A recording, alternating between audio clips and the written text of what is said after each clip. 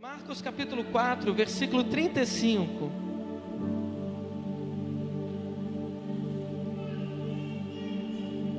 Quem achou, diga amém.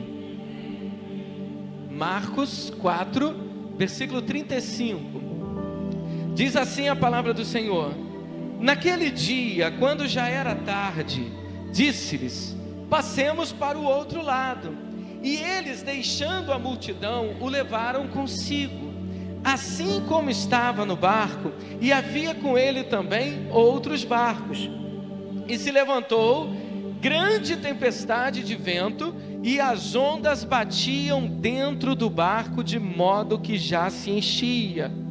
Então diga assim: e se levantou. Diga: e se levantou. Diga como vencedor: e se levantou grande tempestade. Amém?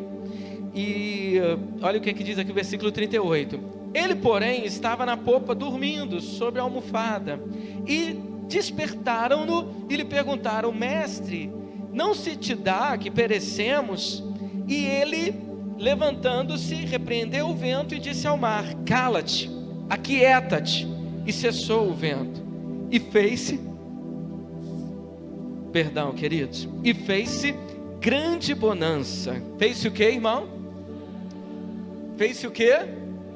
Então, observe uma coisa. Levantou-se o que? Levantou-se o que? Grande tempestade. Então diga comigo assim: levantou-se grande tempestade. E depois de uma palavra liberada, o que se fez? Uma grande bonança. Observa, querido, que a bonança ela foi proporcional ao tamanho da tempestade. Uma grande tempestade, uma grande bonança. Você pode glorificar o nome do Senhor por isso, amém ou não? Então lhes perguntou: por que sois tão tímidos? Ainda não tendes fé? Encheram-se de grande temor e diziam uns aos outros: quem porventura é este, que até o vento e o mar lhe obedecem? Vamos passar para o capítulo 5. Chegaram então ao outro lado do mar, a terra dos Gerazenos. E logo que Jesus saíra do barco, lhe veio ao encontro dos sepulcros um homem com espírito imundo, o qual tinha sua morada nos sepulcros, e nem ainda com cadeias podia alguém prendê-lo, porque tendo sido muitas vezes preso com grilhões e cadeias, as cadeias foram feitas em pedaços por ele, e os grilhões em migalhas, e ninguém o podia domar. E sempre, de dia e de noite, andava pelos sepulcros e pelos montes, gritando e ferindo-se com pedras. Vendo, pois, de longe a Jesus, correu e adorou. E clamando com grande voz, disse: que tenho eu contigo, Jesus, filho do Deus Altíssimo? Conjuro-te por Deus, que não me atormentes. Pois Jesus lhe dizia: sai desse homem, espírito imundo. E perguntou-lhe: qual é o teu nome? Respondeu ele: Legião é meu nome, porque somos muitos. E rogava-lhe muito que não os enviasse para fora da região. Ora, andava ali pastando no monte uma grande manada de porcos. Rogaram-lhe, pois, os demônios, dizendo: manda-nos para aqueles porcos, para que entremos neles. E ele lhe permitiu. Saindo então os espíritos imundos, entraram nos porcos, e precipitou-se a manada, que era de uns 2.000, pelo despenhadeiro no mar, onde todos se afogaram. Diga comigo assim: todos se afogaram. Amém? Glória a Deus. Nisso fugiram aqueles que os apacentavam e anunciaram na cidade e nos campos, e muitos foram ver o que era aquilo que tinha acontecido. Chegando-se a Jesus, viram o endemoniado, o que tivera legião, sentado, vestido e em perfeito juízo, e temeram. E os que tinham visto aquilo contaram-lhes como havia acontecido ao endemoniado e acerca dos porcos. Então começaram a rogar-lhe que se retirasse dos seus termos. E entrando ele no barco, rogava-lhe o que for endemoniado que deixasse estar com ele. Jesus, porém, não lhe permitiu, mas disse-lhe: vai para a tua casa, para os teus, e anuncia-lhes o quanto o Senhor te fez e como teve misericórdia de ti. Ele se retirou, pois, e começou a publicar em Decápolis tudo quanto lhe fizera Jesus, e todos se admiravam. Amém, irmão? Diga comigo assim: Senhor Jesus, nessa hora eu abro o meu coração para receber a tua palavra. Amém. Olha para esse irmão que está do teu lado e diga para ele assim: meu irmão, não, diga como um vencedor, diga: meu irmão, não dorme não, hein? Diga de novo, diga: meu irmão, diga: meu irmão, dorme não, hein? Amém, querida? Esse texto que nós acabamos de ler, eu fiz questão de ler um texto longo, para você entender a história, para você entender o contexto do que eu quero compartilhar com você. A Bíblia aqui está nos falando, querido, de quando Jesus ele reúne os seus discípulos, ele dá uma direção. E qual é a direção que ele dá? Vamos para o outro lado do mar de Genezaré, ou mar da Galileia. A Bíblia diz então, querido, que eles entraram todos no barco, e Jesus, quem, irmão? Jesus, ele vai para a popa do barco e ele vai dormir. Ele estava cansado, estava trabalhando muito para o Senhor. Querido, eu quero dizer algo para você, amado: descansar é de Deus, amém ou não? Jesus descansou, amém ou não? Amém ou não? Glória a Deus. Sabe por que eu estou falando isso, irmão? Porque tem gente que se sente culpado de descansar. Tem gente que se sente acusado quando dorme. Irmão, pode dormir, amém ou não? Alguns eu sei que levam isso ao pé da letra. Não, agora, irmão, foi palavra de Deus para mim no culto. Eu senti a confirmação vinda do céu para eu dormir. Hoje eu encontrei com um irmão no supermercado, querido. Era por volta de 1h da tarde. Eu não vou dizer para vocês que irmão que foi, porque senão o Giovanni vai ficar constrangido. Encontrei, o cara estava com o olho inchado. Eu falei com ele assim: isso é um cisco que caiu no teu olho, ou você está acordando agora? Ele: pastor, estou acordando agora. Eu falei: aleluia. O Valdinei, não ia falar que foi o Valdinei. Liguei para ele para a gente vir acertar aqui essa projeção hoje.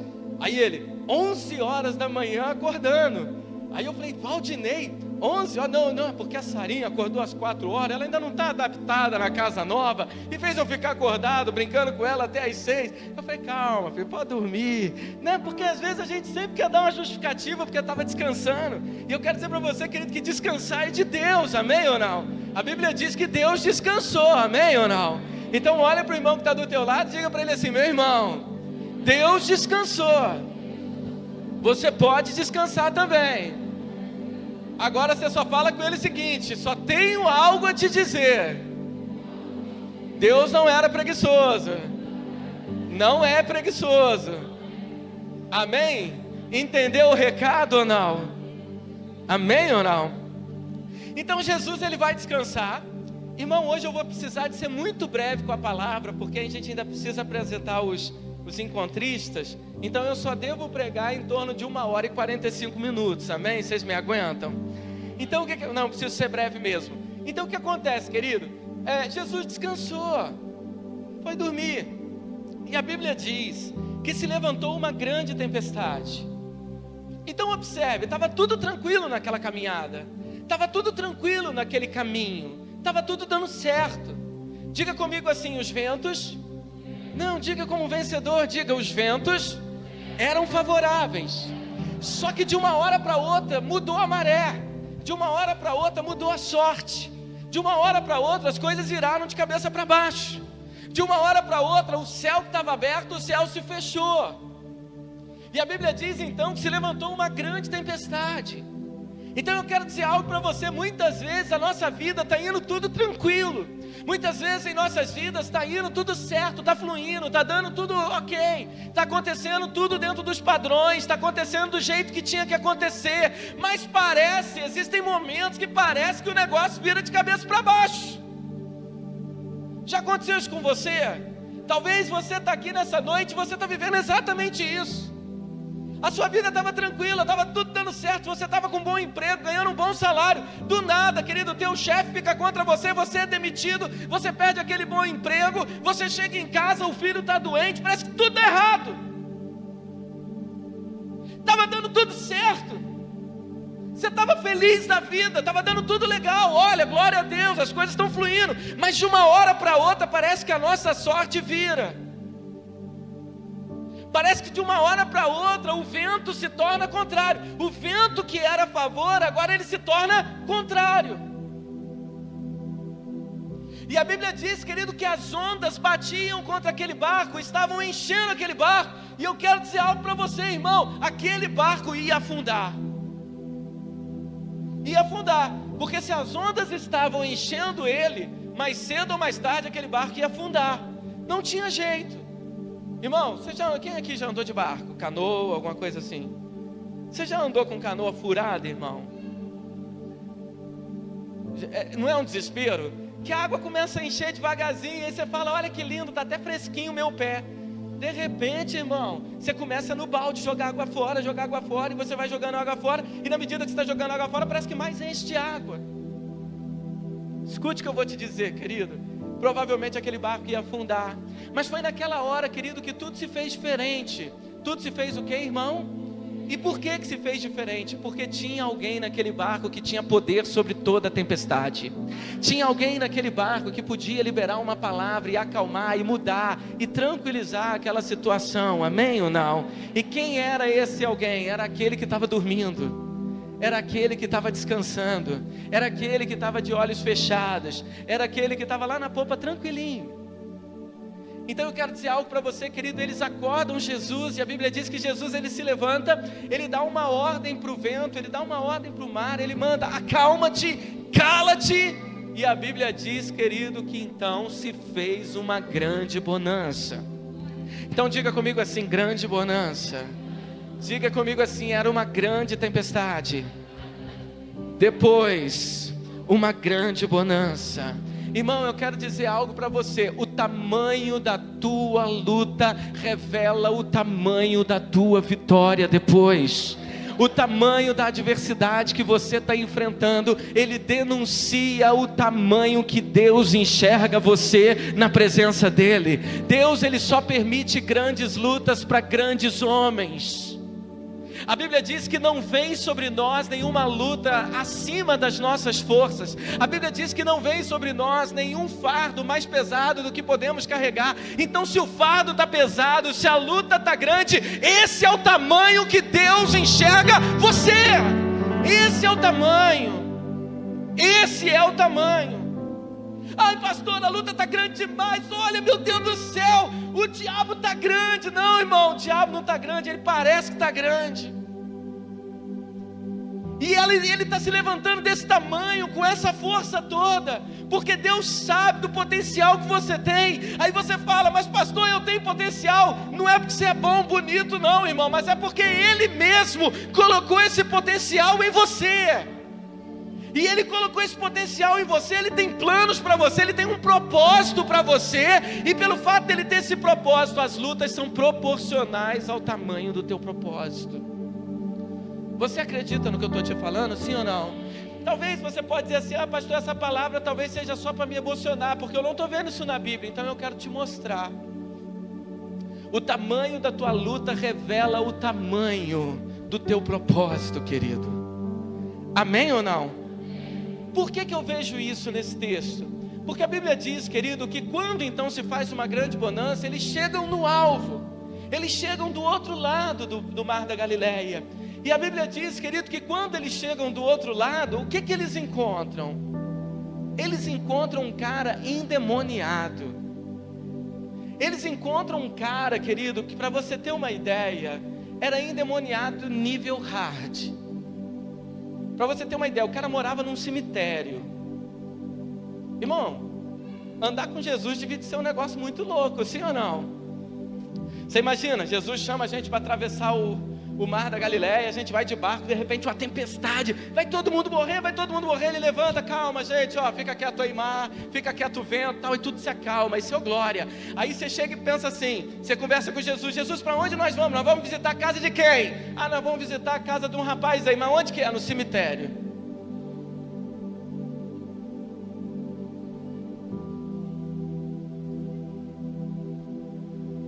Você vai?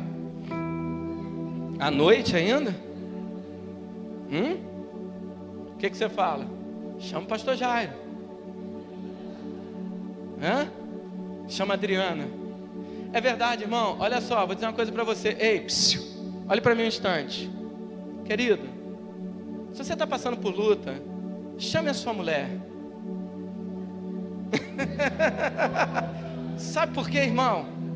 Ontem eu estava pregando lá em Barra Mansa, no encontro de pastores e líderes. Tinha em torno de 90 líderes, foi um seminário de treinamento. Eu tive a honra de estar ministrando lá. E eu tive a oportunidade de falar sobre Elias, querido. Elias enfrentou 850 profetas no Monte Carmelo. Porque uma parte eram os profetas de Baal e a outra parte eram os profetas de Acera. 850. O cara enfrentou 850 homens e correu de uma mulher, que foi Jezabel. Agora você entende o que os homens casados passam. Amém ou não? Aleluia. Agora a gente entende o que os homens casados passam, irmão. O cara enfrentou 850 homens e correu de uma mulher. Por isso que eu estou falando, está com problema, chama a sua mulher, irmão. O diabo corre dela. As irmãs não deram glória a Deus não, querida, era para dar, ué. Agora ficou bom para vocês, ficou bonito, amém ou não? Não, irmãs? O diabo não corre de vocês não? Corre para vocês? Ué, ou corre de vocês ou corre para vocês. Então vamos lá, o diabo corre de vocês, irmãs? Amém, uma meia dúzia, glória a Deus. Então, querido, o que acontece? A Bíblia diz, escute bem, a Bíblia diz que Jesus então chega e ele vai para um cemitério. Irmão, ouça essa mensagem com atenção. Ele vai para um cemitério e quando ele chega lá ele encontra um cara endemoniado. E a Bíblia diz, querido, que aquele endemoniado, quando viu Jesus, o que ele fez? Ele correu na direção de Jesus, ele se prostrou e a Bíblia diz que o demônio adorou o Senhor. Aí é isso que me chama a atenção, porque às vezes o diabo adora e nem a gente adora, irmão. A Bíblia diz que o diabo adorou o Senhor e às vezes a gente está aqui no louvor igual uma pedra. Os demônios se prostraram. E por que os demônios? Porque ele estava possuído por uma legião. Não era um só não, era uma legião. Irmão, eu vou dizer uma coisa para você. Você perder na adoração para um irmão que está do teu lado, eu até entendo. Agora perder para o diabo é feio pra caramba, amém ou não? Ninguém falou amém. Porque agora doeu, né, querido?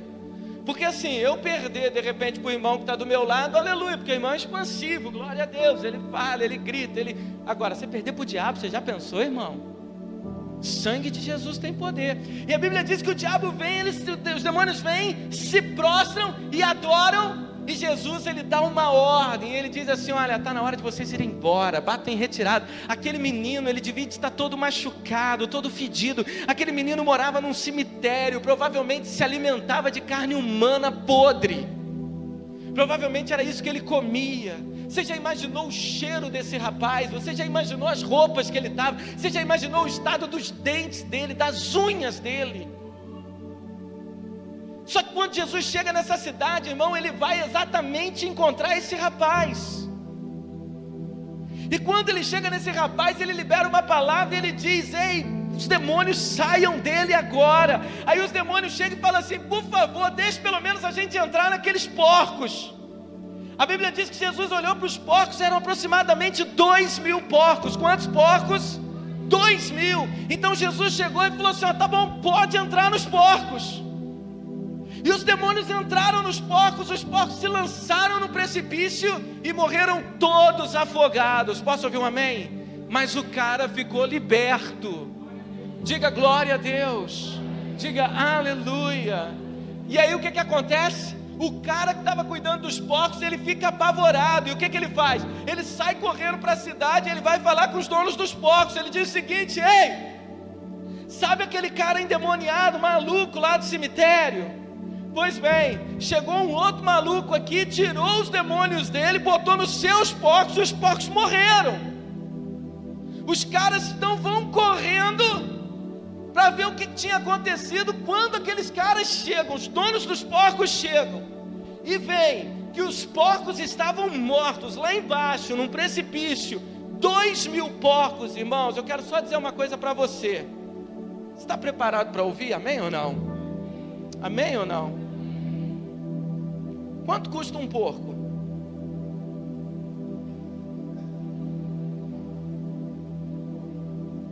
Quanto custa, Cris? Irmão, um porco inteiro eu não sei, mas eu sei que só o quilo aí do lombinho é R$16, irmão. Quanto que é um porco? Seu Fernando, você sabe? Quanto? 100 ou 200? 250, olha lá, o do porco do seu Fernando é mais caro, ele falou que é 300. Deve estar mais gordinho. Agora presta bem atenção, irmão. 300 porcos, R$300 um porco. Quantos porcos tinham naquele dia? 2.000. Qual foi o prejuízo daquele cara? 60 mil? Não, irmão, faz a conta direito. Num dia o cara teve R$600 mil de prejuízo por causa de Jesus. Olha que coisa interessante. Olha para mim, irmão, porque agora você vai tomar no rim, você vai sair até de lado. Sabe por que eles tomaram R$600 mil de prejuízo, irmão? Porque judeu não come porco. Porco para ele é imundo. Então eles estavam investindo dinheiro naquilo que Deus não se agrada. E por isso tomaram um prejuízo de R$600 mil. Onde você está colocando o seu dinheiro? Onde você está colocando as suas finanças?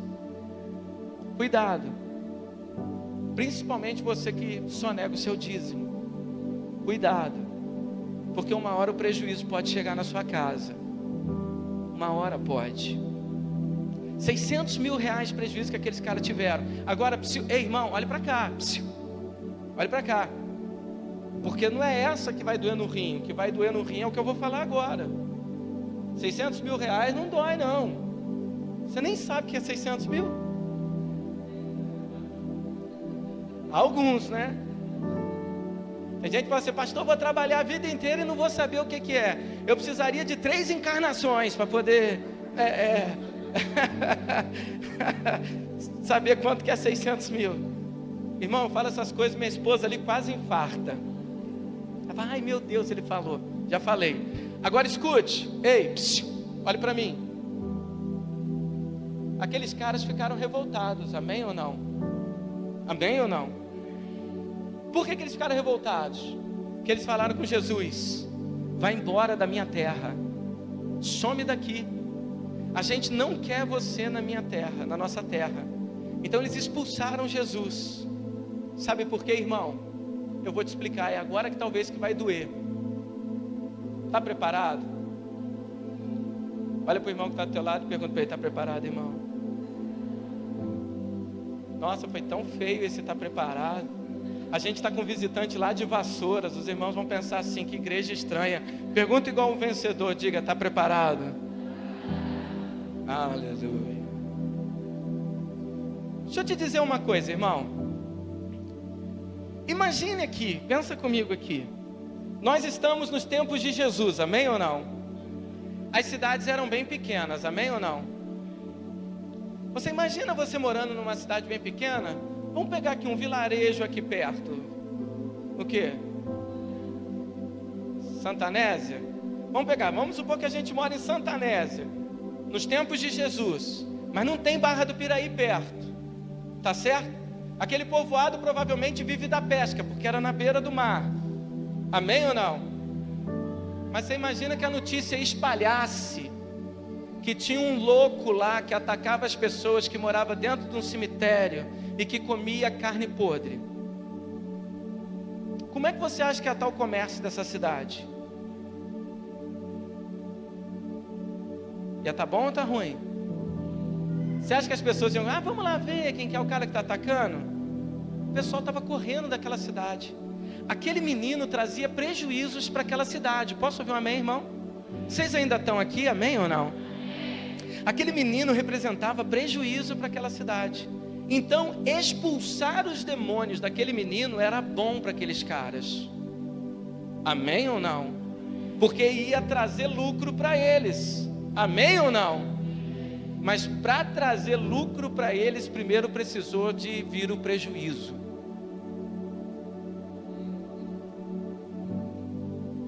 Escute o que eu vou te dizer. Tem muita gente igual aqueles caras, dizendo assim: Jesus, me abençoa, mas não toca nos meus porcos. Jesus, eu quero a sua bênção, mas não mexe no meu chiqueiro. Sabe o que eu quero dizer para você, irmão? Todos nós temos os nossos chiqueirinhos. Todos nós temos os nossos porcos.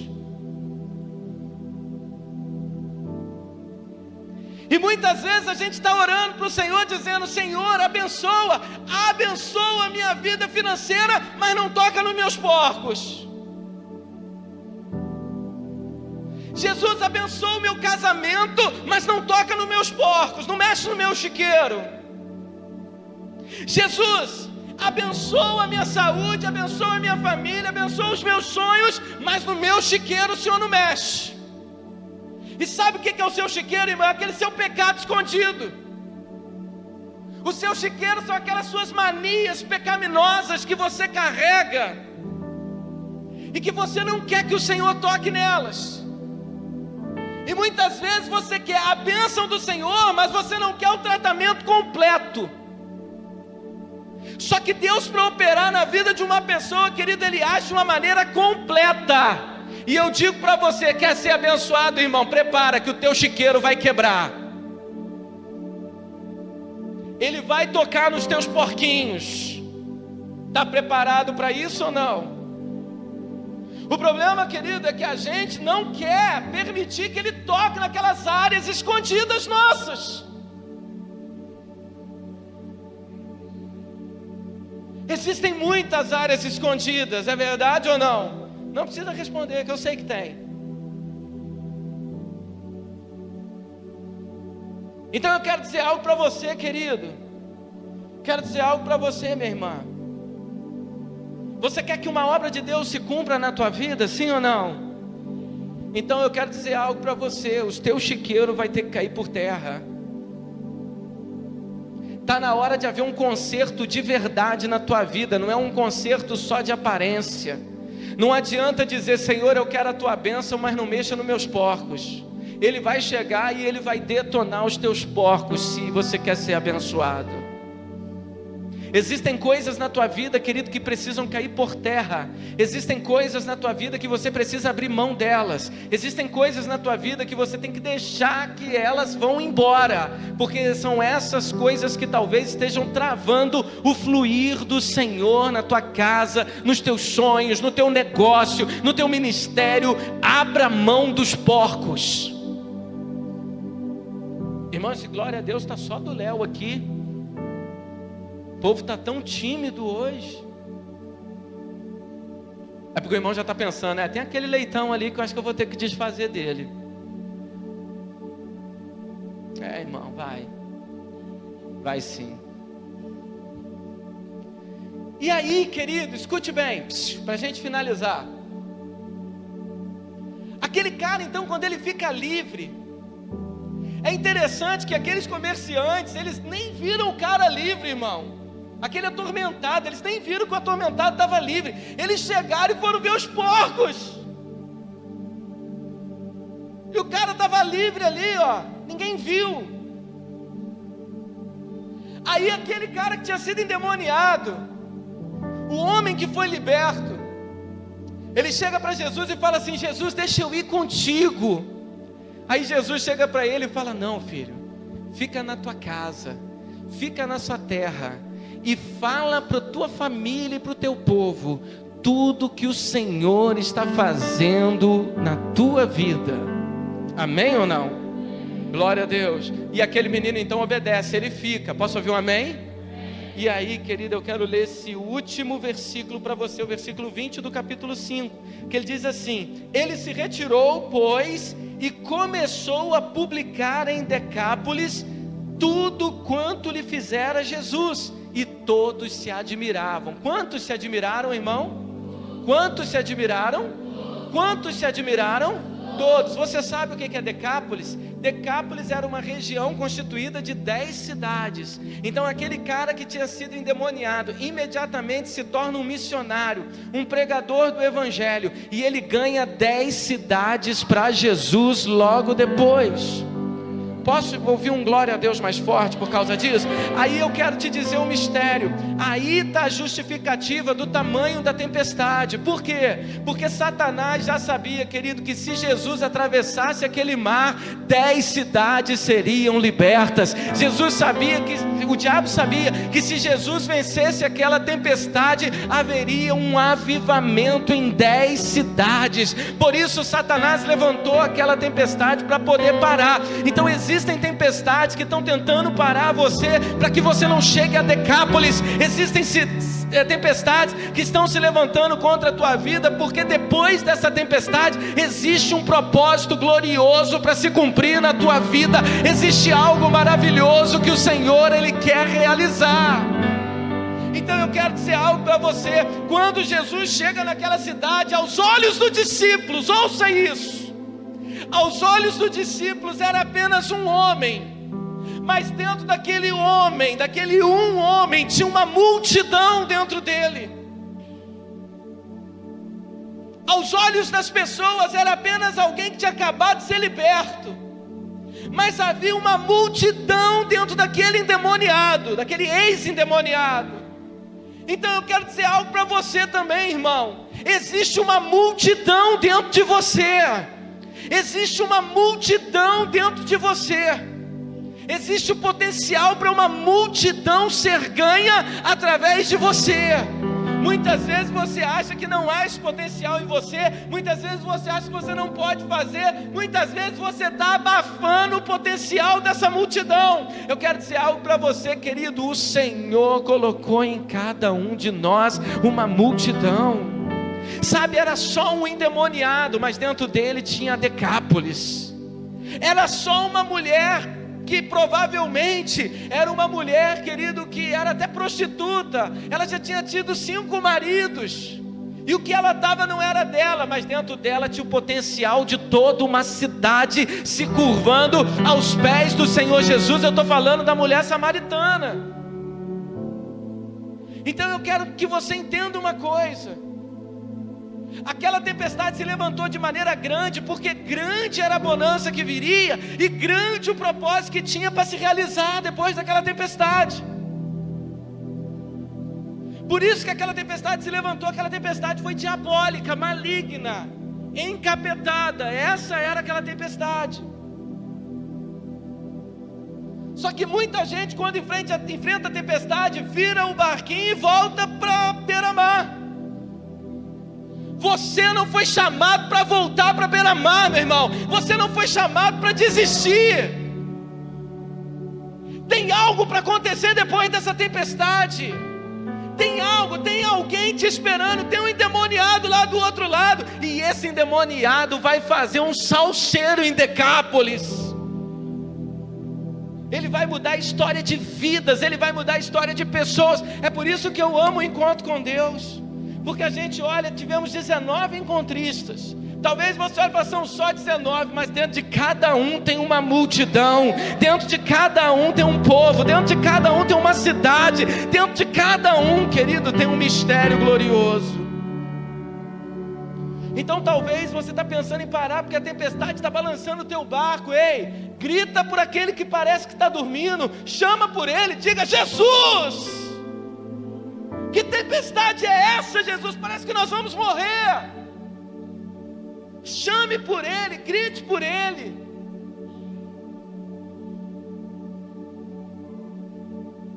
Mas não desista, porque lá do outro lado tem alguém precisando ser liberto, e que você nunca vai conhecer se você desistir no meio do caminho. Vamos ficar de pé?